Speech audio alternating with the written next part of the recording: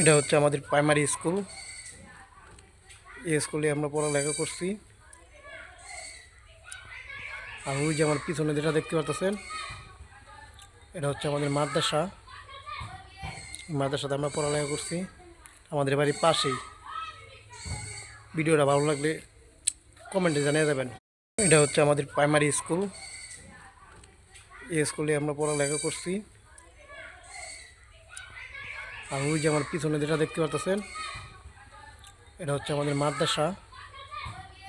মাদ্রাসাতে আমরা পড়ালেখা করছি, আমাদের বাড়ির পাশেই।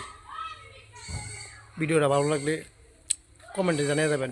এটা হচ্ছে আমাদের প্রাইমারি স্কুল। এই স্কুলে আমরা পড়ালেখা করছি।